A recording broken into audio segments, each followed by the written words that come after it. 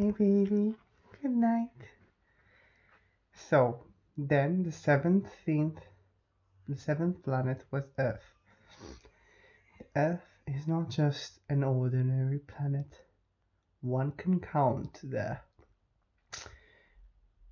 111 kings, 7,000 geographers, 900,000 businessmen, 7.5 million tipplers, 311 million condescending man, that is to say, about 2 billion grown ups. Yeah, 2 billion. To give you an idea of the size of Earth, I will tell you that before the invention of electricity, it was necessary to maintain over the whole of the 6 continents a veritable army of 462,511 lamplighters for the street lamps. Seen before, a slight distance that would make a splendid spectacle. The movement of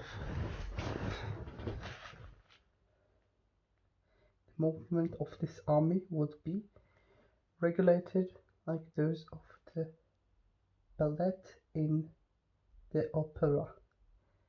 First would come the turn of the lamplighters of New Zealand and Australia. Having set the lamps alight, these would go off to sleep.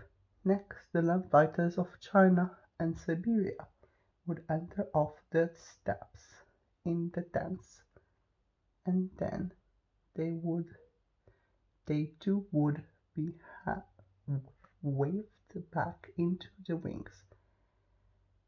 After that would come the turn of the lamplighters of Russia, and in these, then those of Africa and Europe, then those of South America, then those of North America, and never would they make a mistake. In order of the entry upon the stage, it would be magnificent. Only the man who was in charge of the single lamp at the North Pole and his college who was responsible for the single lamp at the North Pole. Only these two would live free from toil and care. They would be busy twice a year.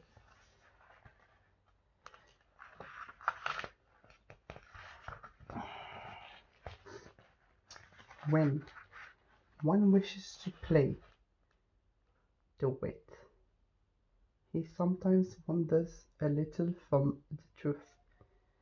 I have not been altogether honest in what I have told you about the lamplighters, and I realize that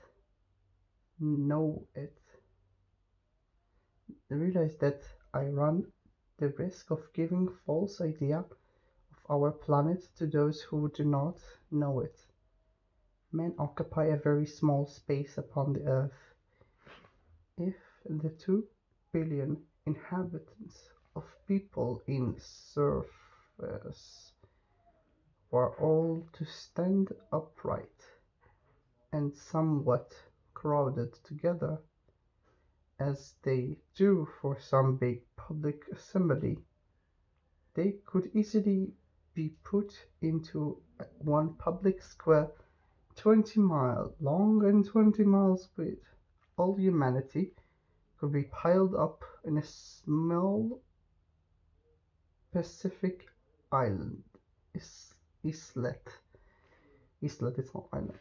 The grown-ups, to be sure, will not believe you when you tell them that They imagine that they will fill a great deal of space. They fancy themselves as important as the Bob was. You should advise them then to make their own calculations. They adore figures, and that will please them. But do not waste your time on this extra task. It is unnecessary. You have, I know, confidence in me. When the little prince arrived on earth, he was very much surprised not to see any people.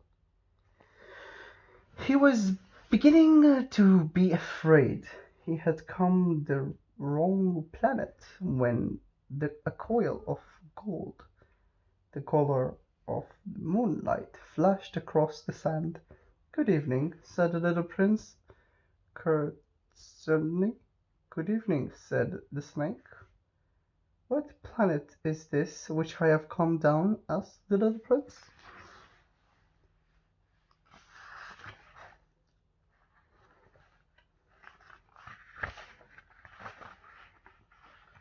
"This is the earth. This is Africa," the snake answered. "Ah, then there are no people on the earth?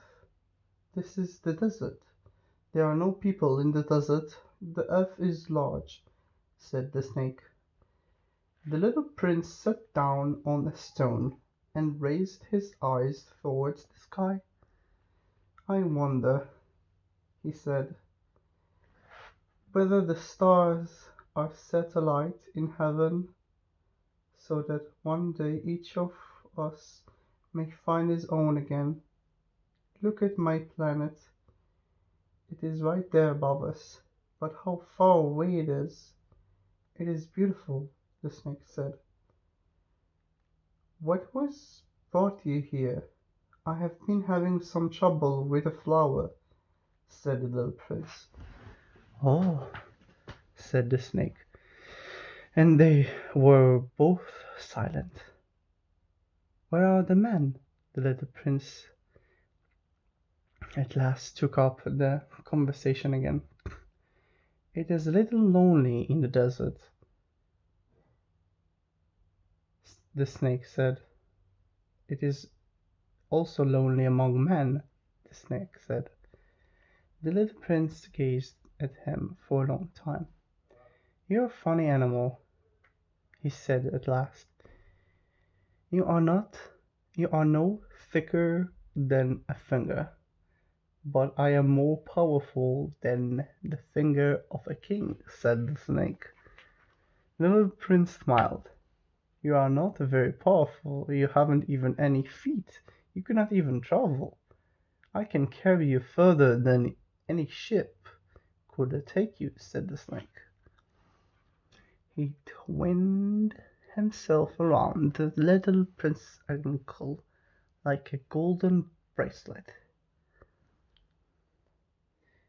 "Whomever I touch, I send back to the earth from whence they came," the snake spoke again. "But you are innocent and true, and you come from a star." The little prince made no reply. "You move me to pity. You are so weak on this earth made of granite," the snake said. "I can help you some day, if you grow too homesick for your planet. I can." "Oh, I understand you very well," said the little prince, "but why do you always speak in riddles?" "I solve them all," said the snake, and they were both silent.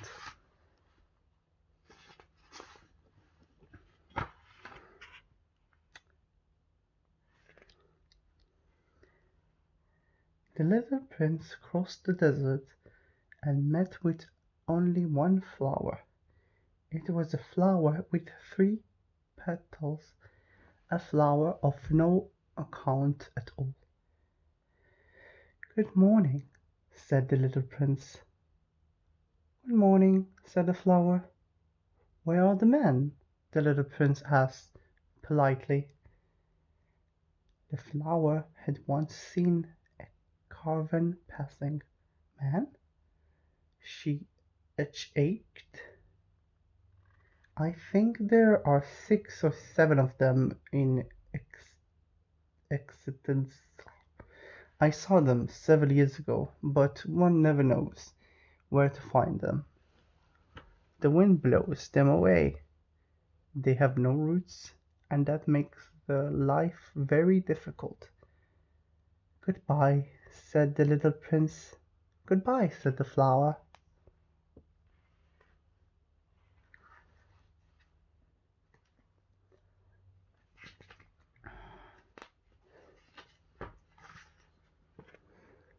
After that, the little prince climbed a high mountain, the only mountain he had ever known were 3 volcanoes, which came up to his knees, and he used the extinct volcano as a footstool. From a mountain as high as this one, he said to himself, I shall be able to see a whole planet at one glance, and all the people. But he saw nothing save speck of rock that were sharpened like needles. Good morning, he said courteously. Good morning, good morning, good morning, answered the echo. Who are you? Said the little prince. Who are you? Who are you? Who are you? Answered the echo. Be my friends. I am all alone, he said. I am all alone. I am all alone. I am all alone, answered the echo. What a queer planet, he thought. It is altogether dry, and altogether pointed, and altogether harsh and forbidding, and the people have no immigration. They repeat what one says of them. On my planet I had a flower. She always was the first to speak.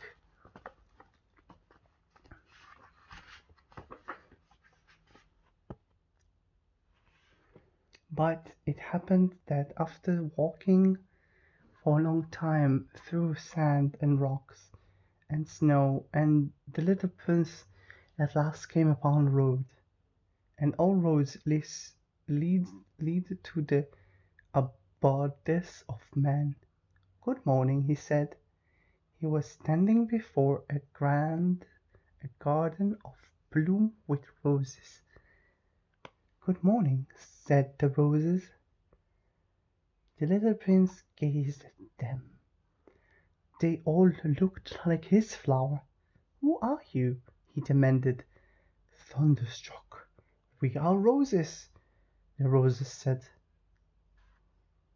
And he was overcome with sadness. His flowers told him that she was the only one of her kind in all the universe. And here were 5,000 of them, all alike, in a single garden. She would be very much annoyed, he said to himself.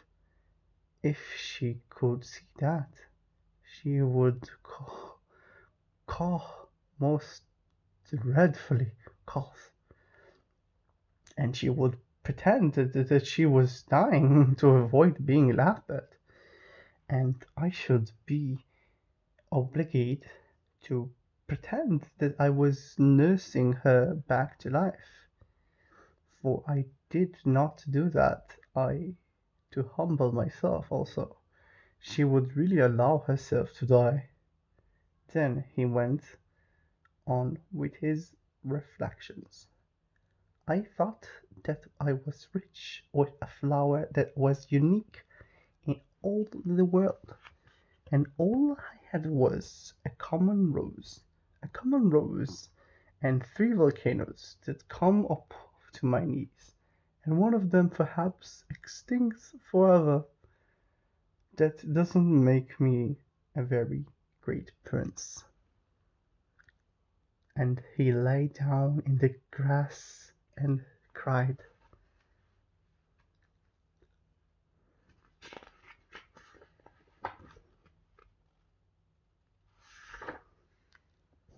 Love you.